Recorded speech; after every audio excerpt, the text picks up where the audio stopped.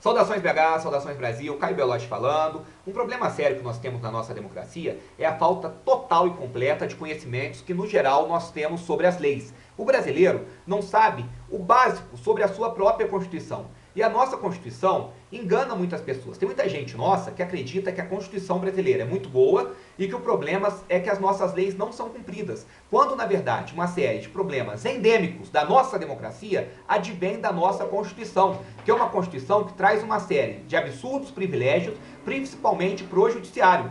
E hoje eu digo para você, meu amigo, um defeito grande, grave, que nós temos enquanto cidadãos é que nós olhamos bastante os crimes, a corrupção do legislativo e do executivo e nos esquecemos do judiciário. E o judiciário é um poder tão corrupto quanto os dois, só que é um poder que é mais grave ser corrupto, porque é um poder que julga os outros dois poderes. Então, o judiciário é o nosso último recurso para enfrentar a corrupção. Se o judiciário for corrupto, nós não temos a quem recorrer.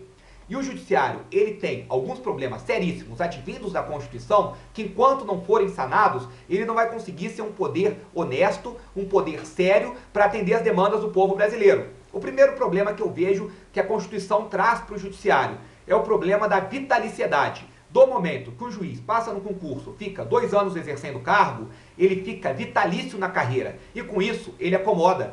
Ele para de trabalhar direito, pois ele não deve satisfação a ninguém. Ele, ao invés de se ver como um funcionário público que deveria bater ponto, que deveria prestar contas ao contribuinte que paga o seu salário, ele começa a se ver como um semideus. E não são raros os casos de juízes, por exemplo, que trabalham só terça, quarta e quinta. Ou então de juízes que julgam um processo por mês. E esses juízes não são removidos de sua função, porque um juiz, para ser removido de sua função, só se ele cometer um crime grave. E mesmo cometendo um crime grave, sabe o que acontece com esse juiz, meu amigo? Ele é aposentado com salário integral. Um caso absurdo é o da juíza que colocou aquela menina de 15 anos, tá bom, era bandida, era infratora, mas tinha 15 anos, e colocou a menina numa cela com homens adultos. A menina foi estuprada, agredida na cela lotada. O que aconteceu com a juíza? Ela foi aposentada ganhando R$28 mil por mês.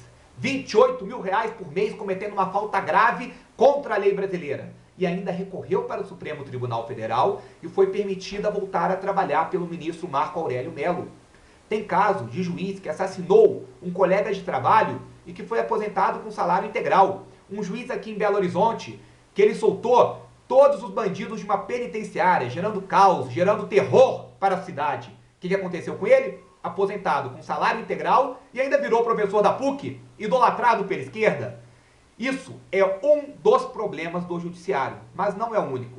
Outro problema, a promiscuidade da OAB, que é um órgão político, aparelhado pela esquerda, aparelhado pelo que há de pior na nossa advocacia, cujo comando da OAB hoje são pessoas que, se vocês forem ver, são pessoas que vivem de tráfico de influência, que vivem de negociatas com ministros do Supremo, e a OAB indica, por exemplo, um ministro para o Superior Tribunal Militar. Ao lado de 10 oficiais generais do Exército, da Marinha e da Aeronáutica, tem 2, na verdade, são 2 ministros indicados pela OAB. Pessoas que podem muito bem ter sido advogados por 10 anos, nunca terem passado em nenhum concurso público e ser gente que vai para um tribunal superior porque tem parentesco com algum juiz ou com algum político ou é ligado a alguma estrutura de comando interna da OAB.